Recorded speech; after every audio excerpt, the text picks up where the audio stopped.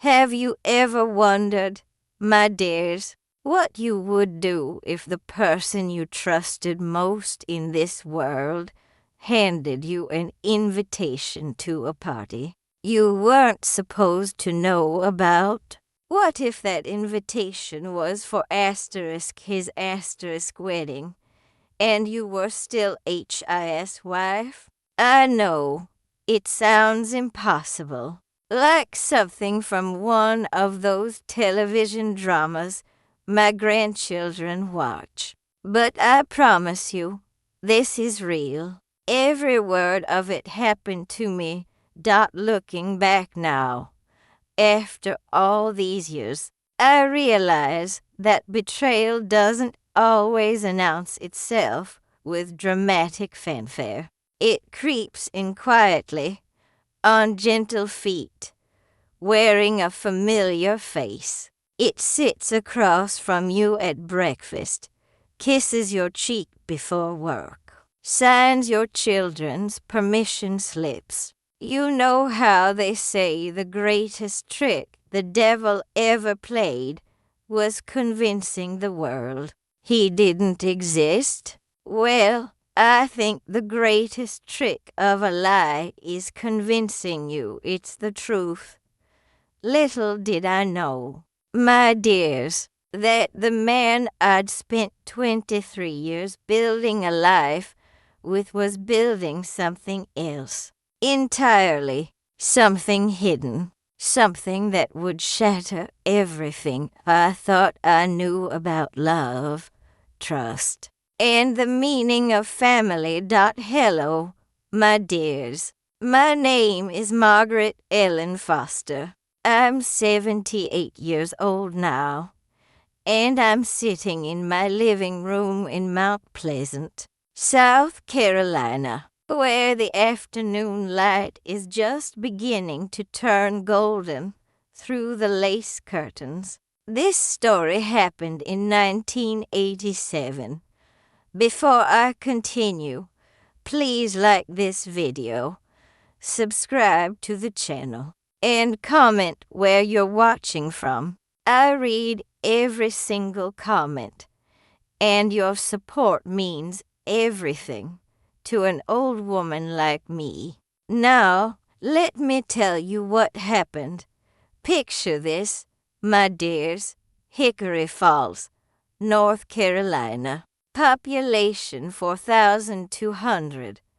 The kind of town where everyone knows your business before you know it yourself. Main Street had Hartley's Five and Dime, the Regal Theater that only showed films on Friday and Saturday nights, and Murphy's Hardware, where the men gathered on Saturday mornings to discuss the weather, and the Tar Heels basketball prospects.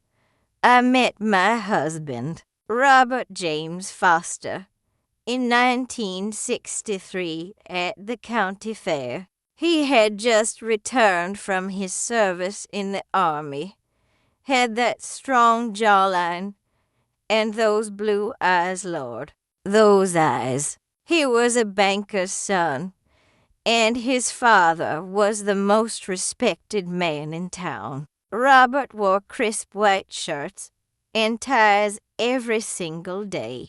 He had such gentle hands. Looking back now, I wonder if those hands were gentle because he was hiding so much. We married on June 15, 1964, in the White Presbyterian Church on Elm Street. I wore my mother's lace veil and carried lilies of the valley. 300 people attended. I remember thinking, this is my fairy tale. This is my forever. By 1975, we had 3 beautiful children. Michael, our oldest, was 12, a serious boy who wanted to be a doctor like his grandfather. Sarah was 9 and full of questions about everything in this world. And little James, my youngest, was only 6, with a gap between his front teeth and a laugh that sounded like music. Robert built them a tree house in our backyard that summer. He was a devoted father, or so I thought. We lived in a pale yellow colonial house with white shutters on Oakmont Drive. The garden was my pride and joy. I grew roses, magnolias, and the most beautiful forsythia bushes. The neighborhood children called our house the pretty place. Robert was made vice president of First National Bank of Hickory Falls. When Michael turned 13, he got a gold watch for his promotion. I was so proud. Every Sunday, we attended church. Every Thursday, I hosted bridge club. My pot roast was famous. Seriously, my dears, people would ask me for the recipe constantly, and I always said the secret was slow cooking it with root vegetables and a little red wine. My linen closet was perfectly organized. My children had chores. Our life was the kind of life that other women envied. I can see it now, written all over their faces when they'd visit. That mixture of admiration and a tiny bit of envy. "How do you do it all, Margaret?" they'd ask, stirring their coffee in my kitchen. "Good organization and good faith," I'd say. What a naive woman I was. The first strange thing happened on a Tuesday in March of 1985. I was doing the laundry whites, darks, and colors the way I always did when I found it. A receipt from Woolworth's in the pocket of Robert's navy blazer. Not unusual, you'd think, but the date was circled in blue pen. March 3rd, the very day he'd told me he was working late at the bank, reviewing quarterly reports, he'd said. He came home smelling of mint toothpaste and aftershave, not the stale coffee and paperwork smell he usually carried. I didn't say anything. I just folded his blazer carefully and put it back in the closet. Then came the phone calls. Late evening, around 9 p.m., after the children were asleep. I'd answer, and there would be silence, a woman's breathing on the other end, and then the line would go dead. "Must be a phone malfunction," Robert would say from his chair, not looking up from his newspaper. "They're getting more common these days. But, my dears, a mother's instinct is like a radar system. Something was pinging, and I couldn't ignore it. In 1986, Robert introduced a new rule. Strange for him, really. "I need privacy in the upstairs office," he announced one Sunday afternoon. "Important banking matters. Confidential. You understand." He installed a lock on the door. A lock in our own home. He said it was for security purposes, that there were documents with client information that couldn't be left lying round. He installed it himself on a Saturday, and I watched from the hallway with Sarah, who was old enough to notice the oddness of it.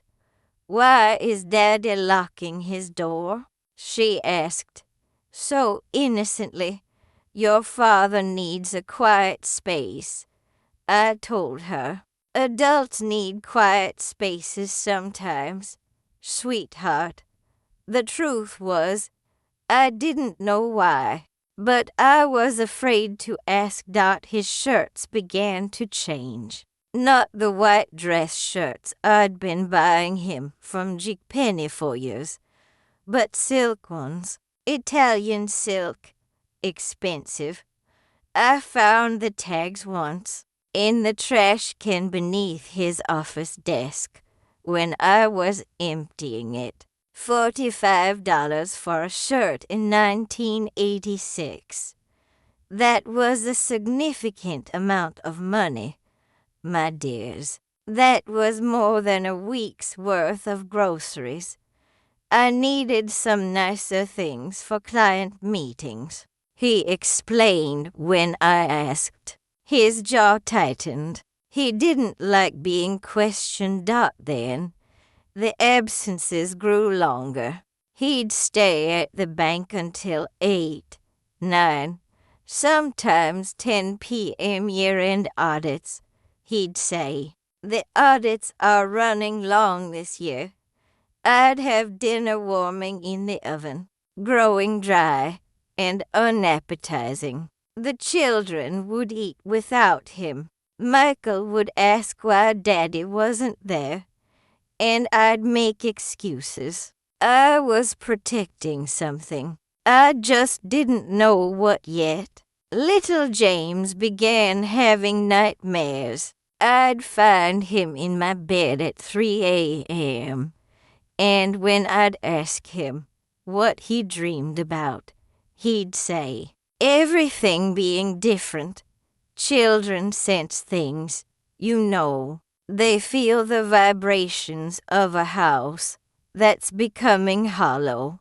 I found a second wallet in Robert's car in January 1987. I was looking for spare change to give to Sarah for a school fundraiser. It was leather, dark brown, tucked beneath the seat. When I opened it, there was a driver's license. Same photograph of Robert, but with a different address. An apartment address in Durham, 20 miles away.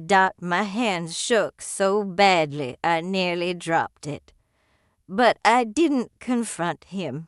I'm ashamed to say this now, my dears, but I was afraid. Afraid of what the truth would mean. Afraid of what I'd have to do about it. So I put the wallet back exactly where I found it, and I pretended I'd never seen it. The invitation arrived on a Tuesday. I was sorting through the mail, mostly bills and catalogs, when I saw it. Cream-colored cardstock, very formal, with beautiful calligraphy. The return address was from a country club in Durham. My stomach dropped before I even opened it. Asterisk Mr. Robert James Foster and Miss Eleanor Catherine Hartwell asterisk request the honor of your presence at their wedding ceremony asterisk Saturday, the 18th of April. 1987 3 o'clock in the afternoon I read it 3 times. Each time, the words seemed to rearrange themselves into something different, something that made more sense. But they didn't. They stayed exactly the same. My husband was getting married to someone else, while married to me. Eleanor Catherine Hartwell. The name meant nothing to me, and everything at once. She was real, a real person with a real first and last name, not a phantom, not a misunderstanding. I sat down very slowly on the kitchen chair. It was the yellow one, with the cushion. I'd needle-pointed myself a pattern of violets. I looked at those violets for what felt like a long time. Then I heard the car in the driveway. Robert came through the door the way he always did, loosening his tie, asking what was for dinner. I said nothing. I simply held up the invitation. I watched his face. I watched the color drain from it like water from a bathtub. I watched his mouth open and close, like a fish pulled from water. Double quotes Margaret. I can explain. Explain what? Robert? That you have a second family? That you have a second wife asterisk? My voice didn't sound like my own. It sounded like it was coming from somewhere deep and dark. It's not like that. Eleanor, we've been seeing each other. Yes, but we weren't going to. You're getting married Robert. There's an invitation. I'm holding it in my hands. He sank into the chair across from me. I can't stay here anymore, he said quietly. I can't pretend anymore. Eleanor is. She understands me. She's different from you. You're always so perfect. So organized, so controlled. She's free. She's not worried about what people think. I laughed then. Not a real laugh, my dears, but something hollow and broken.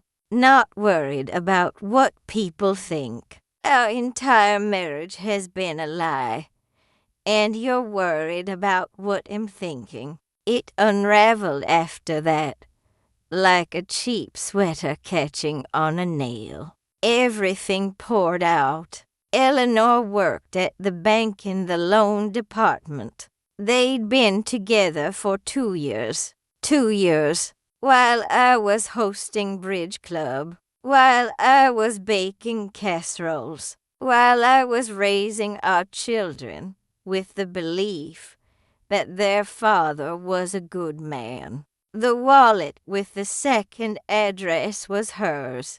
The silk shirts were gifts. The locked office he'd been writing letters, planning a future that didn't include us. And then came the worst part, my dears. The part that truly shattered me. Eleanor is pregnant, he said. We found out last month. That's why we're getting married. I don't remember what happened after that. I remember screaming. I remember throwing the invitation at him. I remember the sound of my good china bowl breaking on the kitchen tile. I remember Michael appearing in the doorway, asking what was wrong. The look on his 12-year-old face when he understood. 3 days later, the entire town knew. Not because Robert told them, but because Eleanor's brother worked at the newspaper. By Thursday, it was in the society pages, listed right between Mr. and Mrs. Harrison's 50th anniversary party, and the announcement of the new library wing.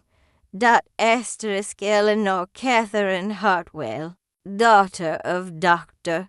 and Mrs. Edmund Hartwell of Durham, will be married to Mr. Robert Foster of Hickory Falls. The ceremony will be held at the country club. Robert had publicly humiliated me. He didn't just leave. He sent me an invitation to watch him marry another woman. It was calculated. methodical, cruel. But here's what I didn't know yet, my dears. That was only the beginning of the betrayal. Robert moved to Durham on the day before his new wedding. He didn't say goodbye to the children. He left a note. A note. Can you imagine? Michael found it on the kitchen table while I was still in bed, unable to move. I'm sorry, it read. I'm not a good father or husband. You'll be better off without me. I'll be in touch about arrangements. He wasn't in touch for 6 months. The community fell apart around me like autumn leaves. The same women who'd called my pot roast simply divine now whispered behind their hands. At the grocery store, I could see them when I was in the produce section, examining tomatoes I no longer wanted to buy. Their heads tilted together, eyes flicking toward me. Poor Margaret, I heard one say, always did seem too perfect. Another whispered back, well, now we know why. Probably drove the man to it. My bridge club dissolved. One by one, the women found reasons not to attend. I have a dentist appointment, Linda said, even though it was Thursday at 2 p.m. The same time as always. After the third missed week, I stopped calling. The Presbyterian church became unbearable. Reva and Michaels actually had the audacity to suggest that perhaps I'd been neglecting my wifely duties, and that I might consider attempting a reconciliation. A reconciliation with a man who was already married to someone else. I stopped going to church. Then came the financial devastation. My dears, the part that nearly destroyed me, it turned out that Robert had been stealing from the bank. Not from depositors, he wasn't a complete fool, but from the accounts of clients who were delinquent, or who he knew were going through difficult times. Small amounts. $100 here, 200 there. Over 5 years, he'd accumulated nearly $47,000. When the auditors finally discovered it in July of 1987, Robert's father, the most respected man in town, had to make a choice: protect his son and face bankruptcy, or expose him and save the bank. He chose to save the bank. Robert was arrested. The trial was in August. It made the front page of the Hickory Falls Gazette for 3 weeks straight. There were photographs of him in handcuffs, of me, trying to shield my face from cameras I didn't even know were there. The bank fired him, of course, but they also blamed me. They said I'd lived beyond our means, that I'd pushed him to succeed too hard, that I'd created an environment of excessive spending. Never mind that I'd carefully budgeted every penny. Never mind that I'd raised our children to be grateful for what we had. I was the woman who'd driven her husband to crime. That's what the narrative became. We lost the house in September. The bank foreclosed. The pale yellow colonial with the white shutters. The house where I'd grown my roses and raised my children and believed in forever, it was sold at auction to a real estate developer from Greensboro. I remember standing across the street on the day the new owners arrived, watching them paint over the shutters I'd had cleaned just the week before. Sarah stood beside me, holding my hand. She was only 9, my dears, but she understood. She'd grown up in those 2 months. We both had thought my employment didn't last much longer. I'd been working part-time as an assistant at the elementary school filing paperwork, helping in the office. The principal called me in one afternoon in October. "Margaret, I'm afraid the school board has decided to let you go. It's nothing personal, but given the situation, some of the parents have expressed concern about the environment. We need to maintain community trust. You understand? Community trust." Meanwhile, my community had shattered me into pieces so small I wasn't sure I could ever be reassembled. By November, I had no house, no job, and no idea how I was going to keep my children fed. What kept me alive during those years, my dears, was not hope. It was spite, pure, crystalline spite. I refused to disappear. I refused to become the cautionary tale that mothers whispered to their daughters. "Don't end up like Margaret Foster," they'd say. "Don't trust too much. Don't love too hard. Don't believe in happily ever after." But I was going to prove them wrong, even if I had to do it alone. My older sister Ruth, bless her soul, let us move into her basement apartment in Greensboro. 2 bedrooms, a small living area, and a bathroom that smelled faintly of mildew. No matter how much I cleaned it. 30 miles away from Hickory Falls and every person who'd known me. It was the best gift anyone could have given me. The rent was $200 a month. I had approximately $800 in a savings account that Robert didn't know about money. I'd saved from birthday gifts and tax returns, hidden away. I did the mathematics quickly. I had for months to figure out how to survive. I started washing clothes for people in our apartment complex. $10 a load, cash only. I'd wake up at 4 a.m. before the children. My hands would become raw and cracked from the harsh detergent and hot water. By noon, my fingers would be bleeding slightly around the cuticles. I'd wrap them with medical tape and continue dot in the evenings, after the children were asleep. I baked, not the fancy cakes and pastries I'd once made for Bridge Club, but practical things. Lemon bars, sugar cookies, banana bread.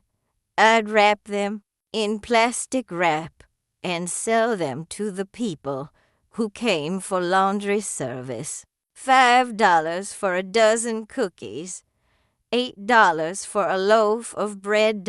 It wasn't much, but it was something. My dear friend Patricia Ellison, we'd known each other since college, helped tremendously. She was the one who'd suspected something was wrong with Robert and actually encouraged me to investigate. "He's too happy," she'd said.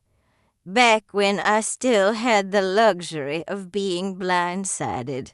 No man looks that happy unless he's hiding something. Patricia brought me job leads. She let me use her kitchen to bake on Saturdays. She hired me to tutor her daughter in mathematics when the girl was struggling. $50 a week. That tutoring eventually became 3 students, then 5. By the spring of 1988, I was making $250 a month just from tutoring. I also began cleaning houses. I'd knock on doors in the neighborhood, not the wealthy neighborhood, but the middle-class streets where working mothers didn't have time for housework. I'm thorough and reliable. I'd tell them $25 for a complete cleaning. Most of them were kind. Some of them even knew my story and hired me out of pity. Though I didn't want their pity, I wanted their respect. I earned that respect one house at a time. My body aged during those 4 years. My dears, my hands looked like the hands of a much older woman, rough, stained, with permanent calluses on my palms and knuckles. I'd look at them while they were submerged in hot, soapy water and barely recognize them as my own. The dark circles under my eyes became permanent fixtures. I developed a slight tremor in my left hand from the repetitive motions of scrubbing and wringing. My hair, which had always been my pride thick and dark brown, began to gray rapidly. By 1990, I was almost 50% silver. Sarah asked me once if I was sick. We were in the car, driving to a tutoring session, and she'd noticed me wincing when I gripped the steering wheel. No, sweetheart, I told her, Mama's just tired sometimes. Will you be okay? She asked. She was 11 then. 11 and already shouldering the weight of understanding that her mother might not be okay. Double quotes, yes, I said, reaching over to squeeze her hand gently. Yes, I promise I'll be okay, and I meant it, because I had no other choice. Michael became my right hand during those years. At 14, he was already taller than me, but more importantly, he was growing into a young man of character. He got a paper route and gave me 60% of his earnings. He helped me with the laundry business, carrying baskets, helping to fold. He watched his younger siblings while I worked evening cleaning jobs. I'm going to become a doctor, he told me one evening in 1989 as we sat on the steps of our apartment building. And I'm going to make so much money that you never have to work like this again. I know you will, I told him. And I meant that to Sarah became my helper with the baking, even at 11. She had a steady hand and a good sense of measurement. The secret is butter at room temperature, I taught her, the same way my mother had taught me. Warm butter won't cream properly. James, my youngest, was only 8 when our world collapsed. He adjusted in the way that young children do by accepting this as simply his life. He didn't remember the yellow house on Oakmont Drive. To him, the basement apartment was normal. His mother working multiple jobs was normal. The sound of her crying quietly in the bathroom late at night when she thought he was asleep was background noise to his childhood. I hate that I did that to him, my dears. I hate that I allowed my grief to leak into his early memories. But I also kept going. By 1990, I had saved enough for a down payment on a small storefront. It was abandoned, with cracked windows and a water stain on the ceiling, but it was mine. I took out a small business loan, $2,000, and Sarah, James, and I spent a whole summer cleaning and painting it. I opened Foster's Home Bakery in September of 1990. The first day. We had exactly 7 customers. One of them was Patricia. The other 6 were people from our neighborhood who felt sorry for us. By Christmas, we had steady business. By spring of 1991, I had to hire an employee, a young woman named Diane, who was putting herself through nursing school. I understood ambition. You see, I understood the need to survive and overcome. The bakery grew slowly, not because I was a brilliant businesswoman, but because I was consistent. I showed up every single day. I made excellent products. I treated my customers like human beings, not transactions. The moment came on a Tuesday afternoon in May. I was at the bakery, boxing up pecan pie for Mrs. Henderson, when Lucille Blackwood walked in. Lucille was the mayor's wife. She'd been among the worst of the gossips back in Hickory Falls. I'd heard her voice, sharp and vicious, at the grocery store, at the church, everywhere. Some women just can't keep their husbands happy, she'd said to a group of friends while I was in the adjacent aisle. Clearly visible, if they'd bothered to look. I thought she was coming to taunt me. Instead, she began to cry. I need your help, she said. I'm leaving my husband. Over the next hour, sitting in the back of my bakery with tea and pie.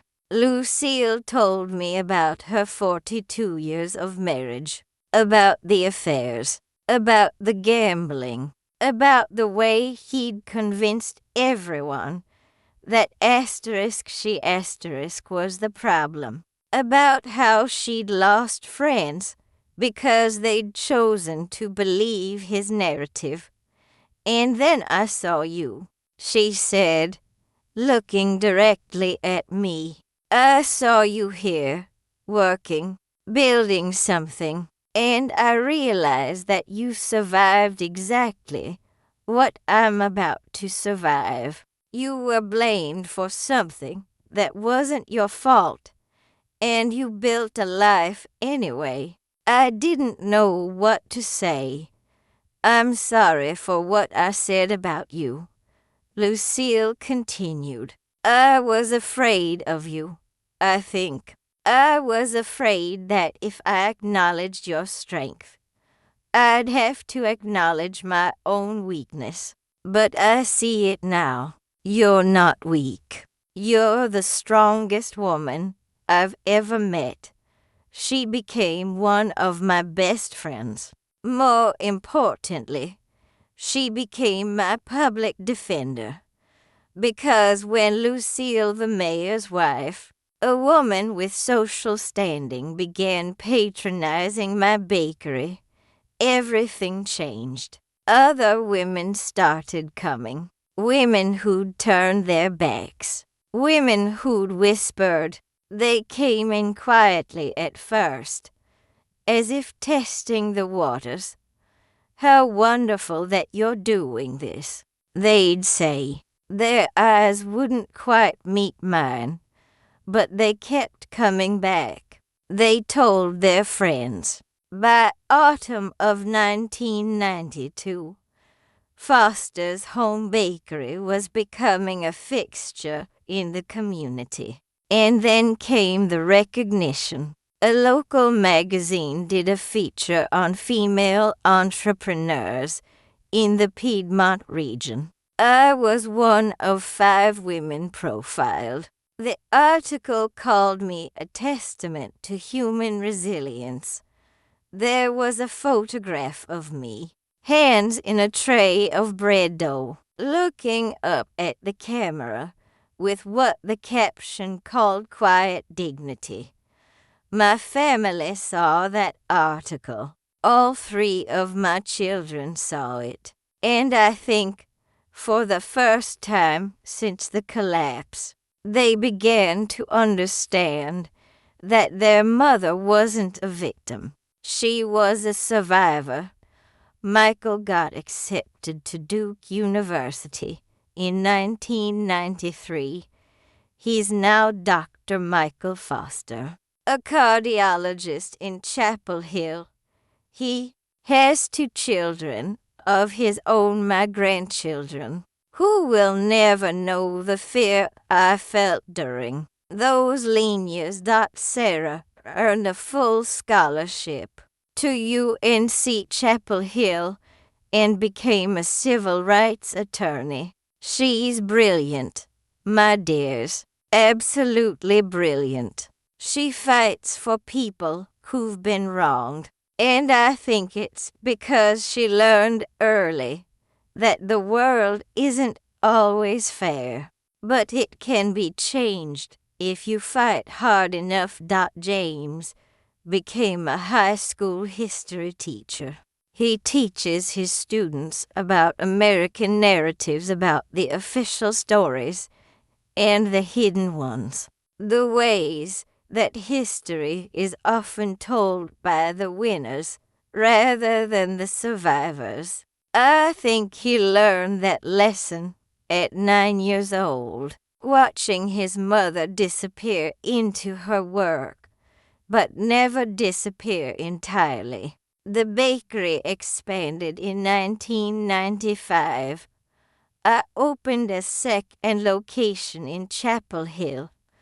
By 2000, I had 4 locations across North Carolina. I employed 32 people. That young nursing student, Diane, became my business manager. She actually earned a degree in business administration while working for me, and I helped her pay for it.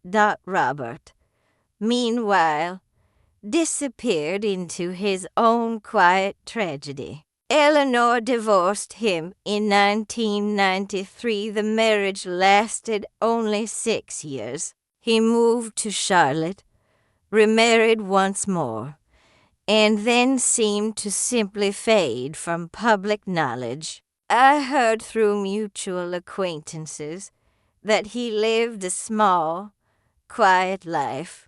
No children with Eleanor. The pregnancy had been miscarriage in 1987. The universe, my dears, has its own sense of justice. He worked for an accounting firm. He lived alone after Eleanor left him. He died in 2001 of a heart attack at age 62. He was found in his apartment 3 days later.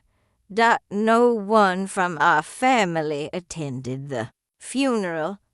I received an award from the North Carolina Small Business Association in 2002. Woman. Entrepreneur of the Year, I gave a speech, not about success, but about survival, about the difference between the two, about how surviving isn't pretty, but it's powerful.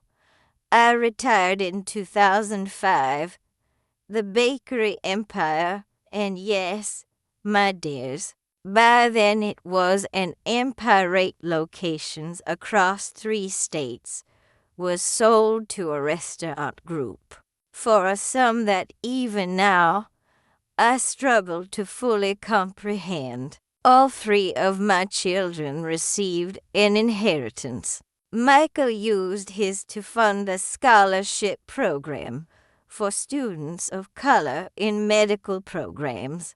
Sarah opened a legal clinic for low-income families. James established a community center in one of the most economically disadvantaged areas of Greensboro. My children didn't just survive what their father did. They transcended it. They turned family trauma into service. My grandchildren, there are 5 of them now, will never know want. They'll never know the fear of not having enough. But I make sure they know this story. I make sure they understand that their grandmother's hands were once too busy surviving to hold them, but that those same hands eventually built something lasting. Looking back now, my dears, from this comfortable chair in my home, with my successful children and my beloved grandchildren, and my reputation restored 1,000 times over, I think about the woman I was in 1987, the woman who received an invitation to her husband's wedding, the woman who broke china on her kitchen floor. I survived not because I was strong, though I discovered strength along the way. I survived because I had no other choice, and because the alternative to survival was becoming a cautionary tale. I refused to be that. I refused to let one man's betrayal define the rest of my life. The physical scars have faded, mostly. My hands are softer now. The tremor is gone. The gray hair is entirely silver now. I stopped dyeing it years ago. It's beautiful, I think. It's earned. But the real lesson, my dears, the one I want you to take from this story, is this: you are not what happens to you. You are what you do ** after * it happens. You are the choices you make when everything seems impossible. You are the resilience you didn't know you had until you needed it desperately. I was betrayed. I was humiliated. I was abandoned. I was doubted by an entire community. And I survived all of it by waking up every single morning and choosing to be better than my circumstances, choosing to love my children more than I hated my situation, choosing to build rather than destroy.